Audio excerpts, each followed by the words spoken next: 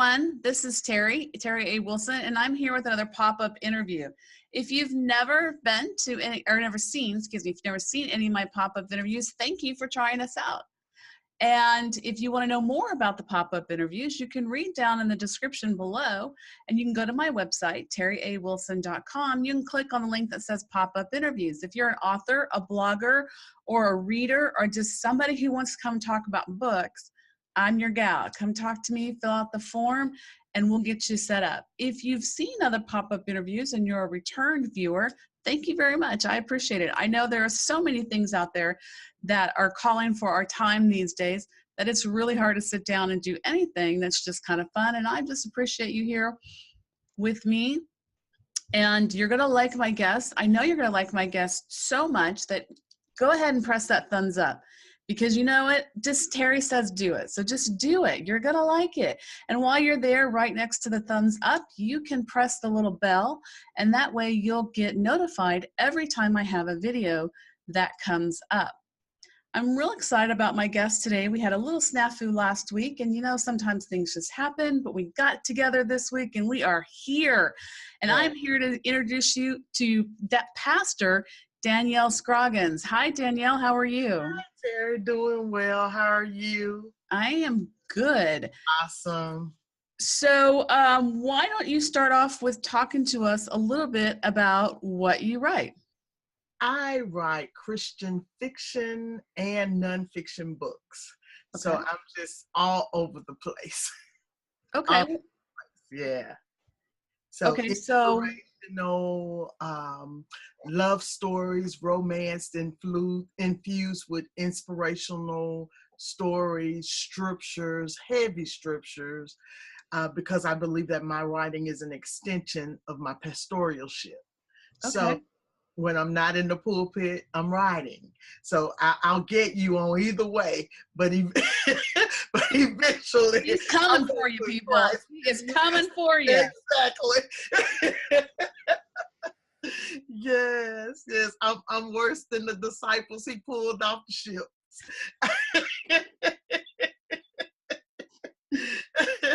Okay.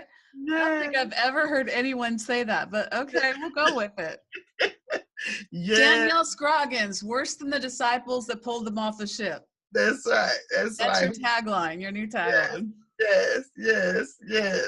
Because look, if God called me to do it, I might as well do it. You know, I might as well do it. And we're all called to be disciples, whether we realize it or not. We're all called to be disciples. And so we have a job to do. We really do in this world. And if we're not trying to push people into a better space, then it 9 times out of 10, we're not in the space that we need to be in. Right. Because when you're in a good space, you want other people to feel what it feels like. Absolutely. To be in a good space, you know? Absolutely. Well, and along those lines, if we don't do what he's calling us to do, he'll take it away from us. Oh, yes. You know? And give it away. And you'll see an idea that you had 10 years ago. And someone else is doing it now. I was I was listening to my new client who's getting ready to drop her book. And she was on the radio show. And she says, you know, the book is about women coming together. And the radio host just like, you know. And she's like, I've been saying that for years. And I'm like, well, why didn't you write it? Right. You know? So if you don't do it, he'll give it to someone else. So might as well do it. Yeah, you might as well. Well, and that brings up a real good point of the whole concept of bringing women together, no matter what our platform is. I think we as artists, whether we're writers or singers or painters, we need to, as women, use that platform to reach other women and to bring other women together. My tagline for everything I do is believe you can fly. Oh. And part of that comes because I like dragons. Yeah. I love dragons a lot. And so, but it's that whole idea of, you know, going out there and doing something. And that's what I've been trying to do with these videos, is to inspire somebody who maybe hasn't written a book yet. Yeah, yeah. To go out there, whether they be women or men, I think everybody has a story to tell. Yeah, yeah, you do, you really do. And but I believe the difference between those that tell their story versus those who hide their stories is that we understand that we went through it for a purpose. Mm-hmm. And it wasn't just for us, it was also for someone else. And the power of connection is so powerful, and unity is so powerful.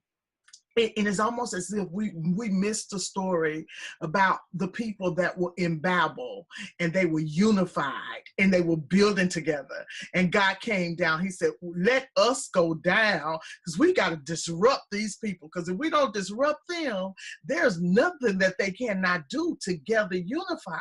So I believe that he disrupted us there, but now he's giving us insight and revelation on what it feels like to connect. No matter where we are, no matter what genre we're in, if we just connect together, we could really build something powerful for the book world. You don't have authors that's just, I'm out here doing this by myself. Because if you're doing it by yourself, guess what? No one is going to read it. Mm-hmm. No one is going to help you promote it. Mm-hmm. No one is going to give, and I still believe word of mouth is the best promotion ever. Absolutely. No one is going to tell anyone that it's good, but if we connect, then at least if I have one person on my team unified with me, one female, and she has a big mouth, she's going to tell everybody in her family, everybody in her church, everybody at the school she attended or the place she works, she's going to tell everyone. So connection is powerful, and we need it. We really, as women, we need it. Danyelle, you're taking us to church today, man. Let me tell you. I'm feeling it. I'm feeling it. Hallelujah. I'm feeling it. And that's awesome. And I think that's, are you an indie author, a self-author, or are you through a publishing house? No, indie author, independent. Okay, indie author. I think that's one of the great things. Well, even the people who are through the publisher house, it's just a little bit different. Yeah. But with the indie world, we have this opportunity that it's this huge, Yeah. And I think that we all need to just jump in and just do it. And you might fall on your face, and you might make a mistake, and you might have too many typos in your book, and you might call somebody John in chapter 1, and in chapter 6 you call him Mark. But you know what? You did it. You did it. Learn from it. Yeah. And, thankfully, Amazon lets you update as many times as you need to. Amen. Amen. It's a learning process. I tell you what, when I first started out, I wrote this little book about myself, Not Until You're Ready. And it was basically just telling young women, it was a nonfiction, telling young women that God is not going to allow you to get married. Because at that time, like, we had this big single boom. Everybody single wanted to be married, And I was saying that God is not going to allow you to be married because he only have a few good men out here that's really serving him, that's really loving him. And then you're undone. You're not ready. And if God places him with you, he's going to ask God, he's going to like, why did you give me this woman? He's going to, take it out on God, because a lot of people fall out of relationship with God when the things they asked God for don't work the way they thought it should. So, it was all about not you get ready, get yourself prepared first. I sent this book to, I wrote 100 publishing houses. I sent it to every Christian place I could think of, or I could find on the internet. And back then, the internet wasn't just so you couldn't go in there and just like, give me all the publishing houses and it comes up. It wasn't nothing like it is now. It was just like digging, through a big old box, And I had so many turn downs. I mean, like, no. And the letters were coming in. It looked like the first 5 came in, and I just cried. Like, why?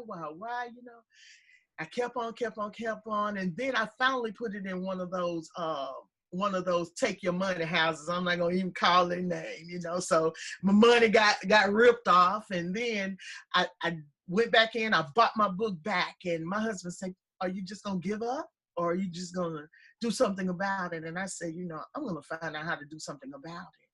And I Good. self-published the book.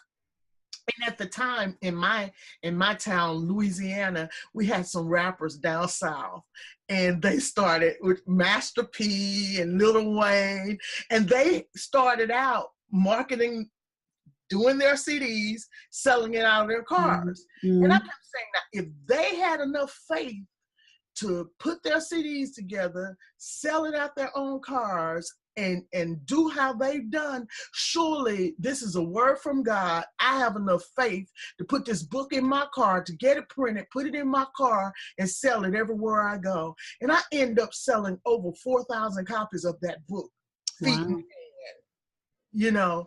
And so now when I look back over at all the people now who are just, they get up and they just say, I can write the book, and they write it and they go to Amazon. The world is open to you. Like, and I'm like, and especially people who say, I just can't, I don't know, I want to write a book. And I'm like, what's stopping you? You know, back then we had so much against us, but now you have a world that's open to you, and you can do anything that you set your heart to.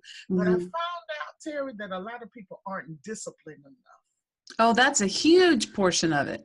Yeah. I wanted to write a book when I was in second grade. Now, I'm not going to tell you how many years ago that was, but you can see this is not blonde. Okay. This is not blonde. This is gray. It was a long time ago, but everything got in the way. Yeah. And finally, in 2015, I was working as an assistant manager for a convenience store, and I was working third shift and hating it because I had two small babies. I'd come home, I'd sleep for 2 hours, and then I'd take care of them. And then I'd sleep for a few hours before I went into work. And my husband said, do you want to keep doing this? Because they were ready to offer me a store, my own store. I said, I don't want to do this. He said, what do you want to do? I said, I want to write. He said, okay, go do it. And it still took me it took me 2 years before I submitted my first short story anywhere. And it took me 3 years before I submitted my first book. And it was a lack of discipline. But I think once you get started, it becomes like an addiction, you know, like I didn't write today, and now I'm grumpy. Yeah.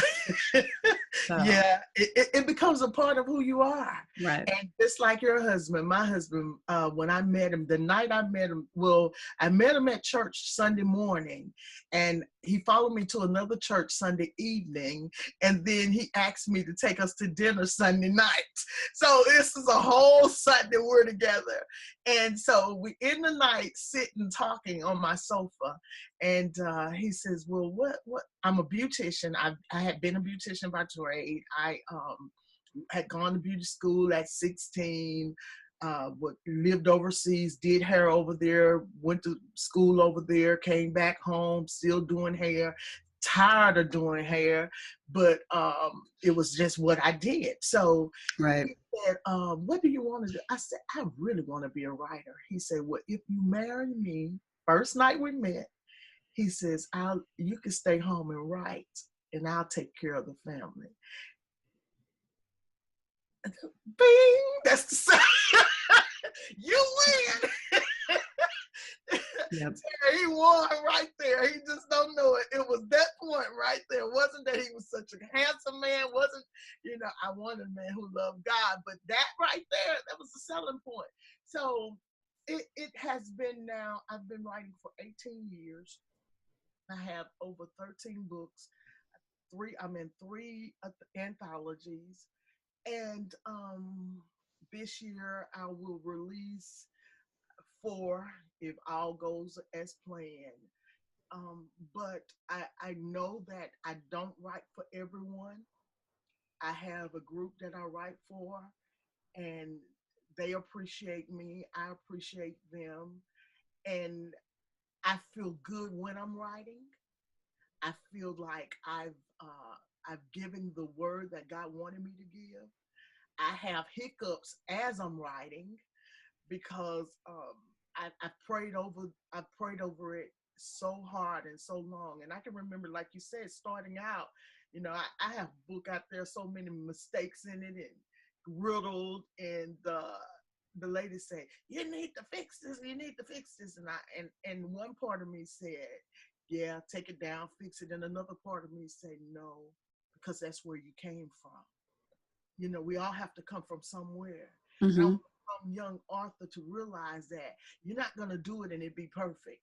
And I rarely have read a book that has not had a mistake in it. Mm-hmm. So it's never going to be perfect, but the message that you're giving will come across if it's heartfelt. Right. It came from a good place and a good space. Someone is going to get it. So 18 years in, I wouldn't change anything. And when others are sleeping, I'm writing. Mm-hmm. And when my kids was little, I learned when they go to sleep, you write. You make time to do what you need to do. Now, what would you say to that person out there? Because I hear this a lot. I'm lucky and you are lucky in that we have a family who supports us. Yeah. But there are a lot of people out there who don't have a family who supports them. Mm-hmm. So what would you say to one of those people, of one of those authors, if they came to you? I would say to them, yes, you do. Because the word of God says, the Lord says, I will give you friends, they'll stick closer than a brother. So even if you don't have an immediate family that supports you, you have a Terri somewhere waiting to put you on pop-up. Oh, absolutely. Yeah, and I didn't pay her to plug my show, so keep that in mind. No, she did. But you have a Danyelle who's willing to put you on her blog, and promote you. You have so many other people, countless nameless people, and I can name them all. You have a lady by the name of LaShonda Hoffman. This girl will promote you to the end of the earth. Mm-hmm. If you want her to, she will teach you how to promote yourself like crazy. Mm-hmm. So there's a young lady named Dana, and I can call her name is Dana Pittman. This girl will plot you she will build the plots for you, So Dana Pittman was on my show last season. Really? Girl, mm-hmm. Awesome. When I tell you this girl is phenomenal, but this girl will plot you. Then there's a lady named Carol McAdoo. She's an older lady, and this woman will school you, because I tell you, she carried me to school. She read my book, wrote me on envelopes. You need to change this, do this, do this. And she was out to sea. She was traveling, but God put it in her heart to help me. And so on envelopes, on her husband's mail, okay, she has all these notes for me. And I took those notes and took out everything that I could use in those notes and put it to the side. And now I have a little note bin where I pull that note out when I'm getting ready to do books. So you have people who will become like family. Right. Better than family sometimes, So right. Don't let that discourage you. Yeah, no, definitely. I have found a lot. I mean, there's always going to be drama in whatever circle of life you're in. And there's always going to be those wackadoos that we don't really want to talk about. But I have found more support and friends and friendliness and happiness, and just, it always surprises me when an author will say, I will do whatever you need me to do because you are a good person, or you deserve it, or I like being with you. You make me feel good. And it always surprises me. And I get that more and more, and I want to give it more and more. That's why I started this show. This is Danyelle, did I charge you anything to come on my show? No, you did not.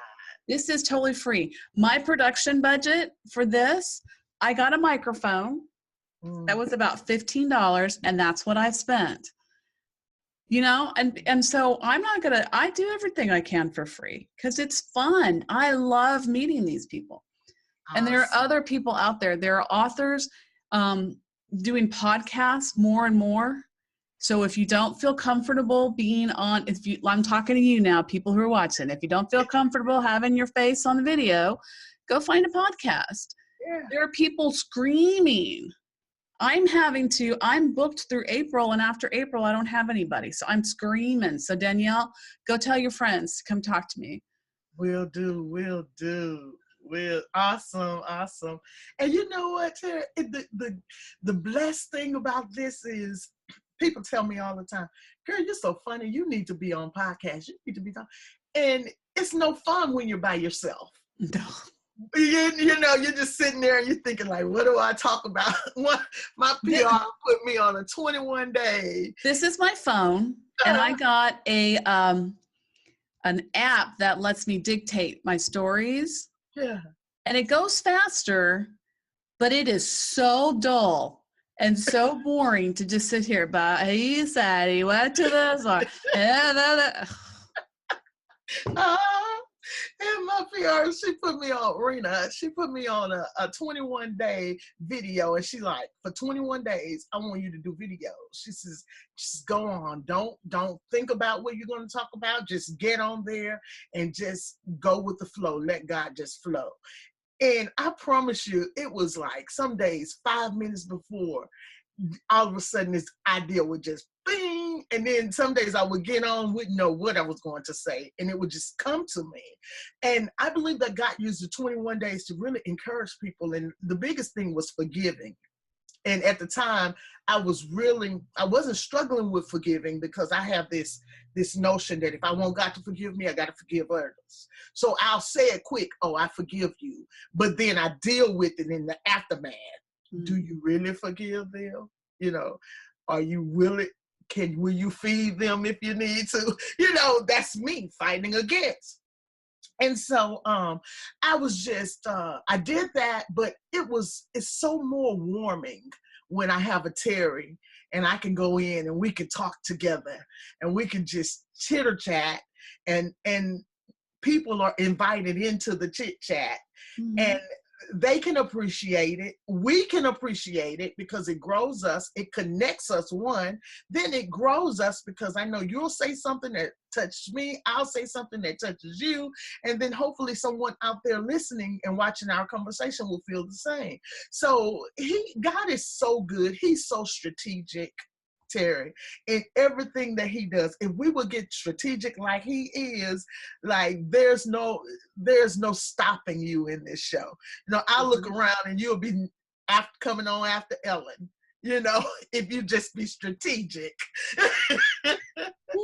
Well, she is. I think next year is her last year, so maybe I'll practice and then I can just sneak right in. Right in. Yvonne Mason is another one who does podcasts, and you should Off the Chain Radio, okay, is the name of her podcast, and you would be perfect on her show. Anybody out there watching Off the Chain Radio, and maybe Off the Chain Blog Radio, but her name is Yvonne Mason, and she inspired me to do this show. And then there's also Hanging With web show. Okay. And those two people really inspired me to go out and just sit down and talk with people. I wanted to talk real quick. You got some pictures hanging up in the back of the room, and it looks like there's a graduation picture or maybe somebody from the service. My son, my second son, was in the Air Force. Okay. He's out now, but he's a tech guru. So anything technical, you can find him doing it. Fixing cell phones, fixing computers. He's the geek of the family. And above him is the model daughter. She's posed up, I'll doodle at her, but she's number 2. And she's actually on the cover of my book, Enduring Love. Okay. So on this series that I'm doing, you have my baby girl is the first book, Enduring Love. My oldest daughter is the second book, Enchanting Love. The book that's getting ready to release on Friday, Everlasting Love, is my goddaughter. And then my 4th book is for my son. You're just keeping it in the family, huh? Yeah, so I use them as my photo models, and they love it. I love it. I could call, my god sister is on the cover of Put It in Ink. My niece is on the cover of Evanta's Revenge. So I just call them and say, oh, I need a picture. I'm putting you on a book. And they be like, yeah. And I have family members, I want the next book. Everybody's rallying for the next book. And you know, it makes it so, for me, it makes it so fun because their personalities then become intertwined with my characters. Mm-hmm. And I love that part about it because I'm writing the character, but I have them in mind. So it works really. I can just see the family reunions now. Instead of like the potluck family reunions, you'll have a cattle call. Well, everybody will come in with their pictures and their portfolios and you can interview them. Yes, everybody have their own book cover. I want this one on book cover. And I just, two young men, awesome young men. One of them is my grandbaby's godfather, Cody. And one of them, Ruben, he was the administrator. He was like in an administrative position at University of Louisiana, Lafayette, where my daughter attended. And I just called them and I was like, I need both of you all to send me pictures, you know? And they're like, okay, Mom. So it is so awesome just to have people that are willing to allow you to use their photo on your book covers. And because covers are everything, and mine aren't the most perfect covers, but to me, they're the best covers because I know my cover models. Mm-hmm. It is not someone that I just sifted out and picked out because they were cute or whatnot, but they're close to me and I love them. So I pray over those covers. I pray over the person that's posing for the cover. And I also pray over the books so that as they go into the different homes that people will feel the love that was put into them.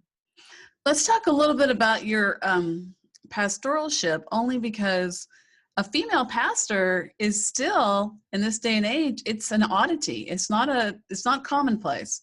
Yeah, it's not. And I often say that back in the day when I first began, because I got ordained when I was 26 years old. But during those early 20s, I was under a pastor who would say almost every Sunday, I'll get up and I'll do Sunday school, and the church would just be like, yeah. And he would get up somewhere in his message and say, women aren't called to preach. And it was so heart-wrenching. And so my late grandmother, who's deceased now, I thank God for her. She said to me, she says, what did God say? And I said, Mom, he won't let me let it go. And she says, I think that you'll do better doing what God says versus what man says. And she says, I would rather get to heaven and God says to me, you preached the gospel and you wasn't supposed to, than for him to say, you was a whoremonger and you wasn't supposed to. She says, so would you rather? I said, I'd rather preach the gospel. And that solidified it. That she solidified my yes. And she reminded me of when I was a young girl. Terri, I had a Sunday school teacher. The lady name was Miss Sample. And I swear every Sunday she would call me up to read or to do something. And I went home one Sunday and I told my grandma, I said, Miss Sample always picking on me. She always calling me in the front of the room. She says, what if God has shown her something and she sees something in you? And I said, you think God showed her something? She said, I think God showed her something. She said, so why don't you just go in the front of the room and be happy to go? Why don't you be happy that she chose you? And, you know, some days I'm in my room and I go back to those things and it gives me the strength to get up every Sunday morning, to get up every Tuesday, to preach the gospel, happy that God chose me. Mm-hmm. She could have chosen anyone else. I have 2 sisters and a brother. My mom had 4 children. Could have chosen any one of us, but he chose me. So I'm excited about it.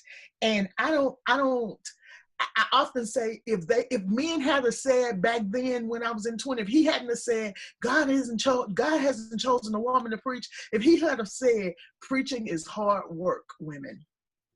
It's such a hard job.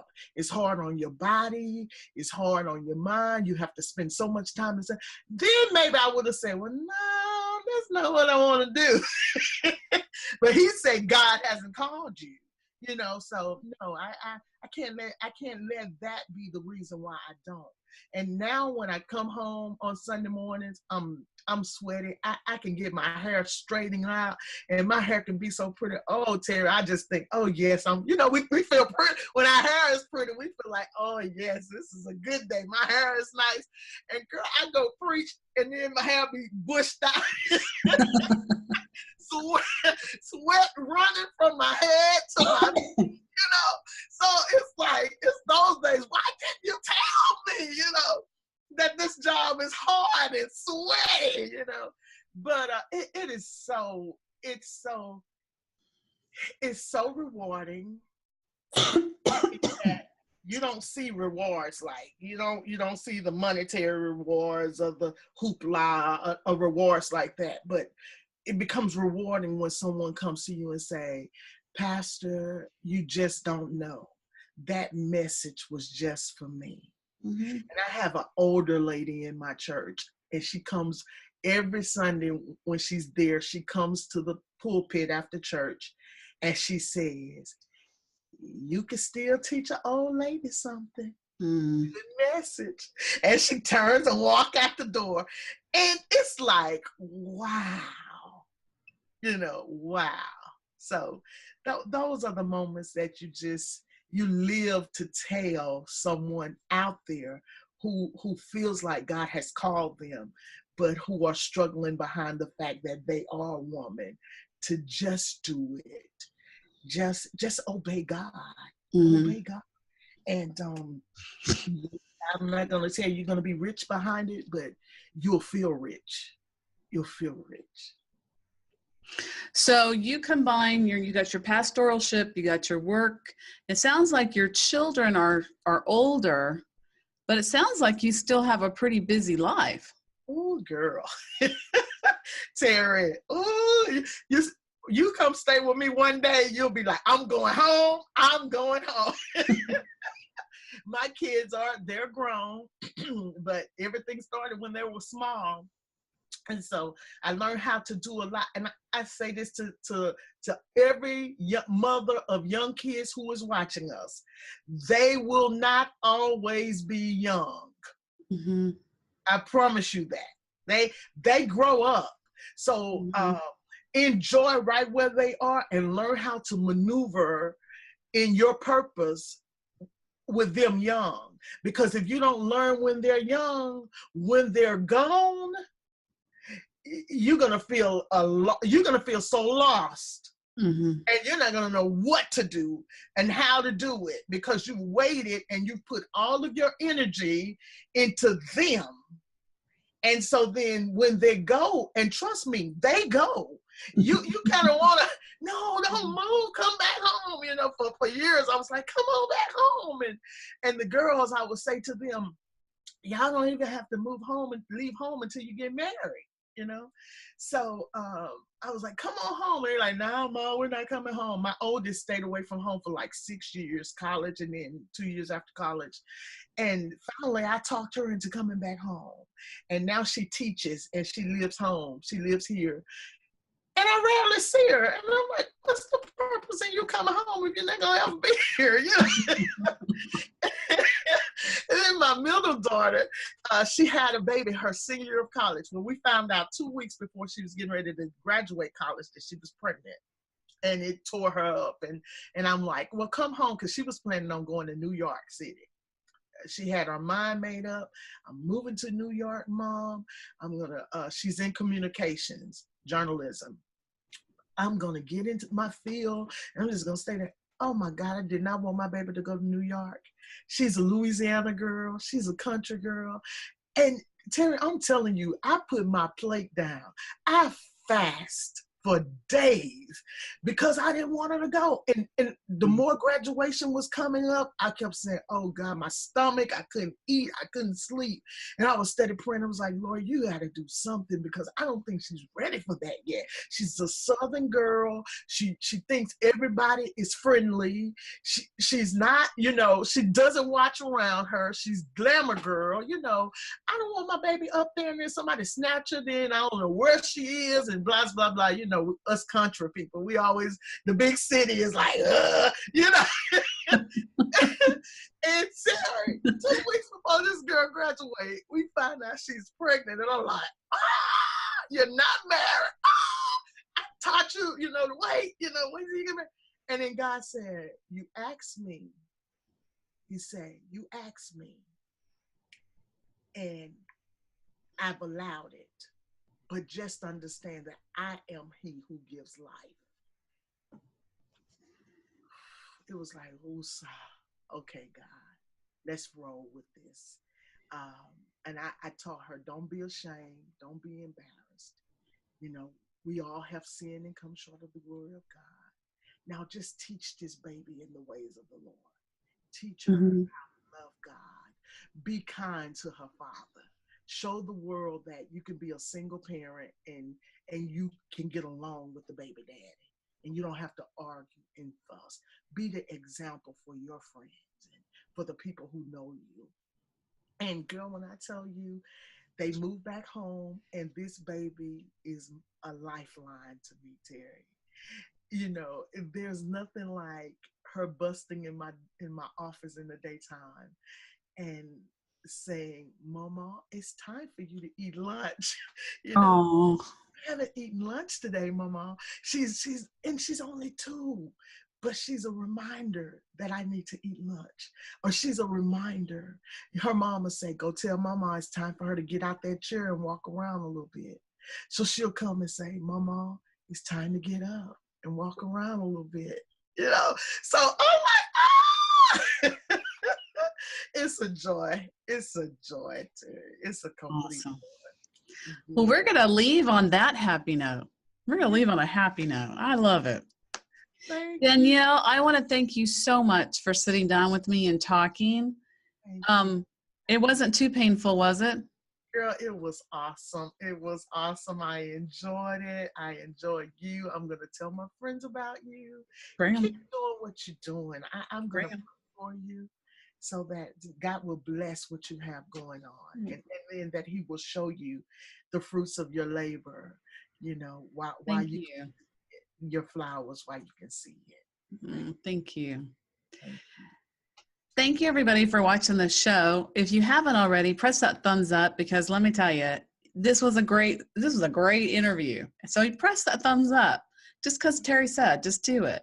Go ahead and hit the little bell so you can subscribe to my channel. That way, every time you know that I have a video, you'll get a notification. Like the title, pop-up interview, the interviews don't happen regularly.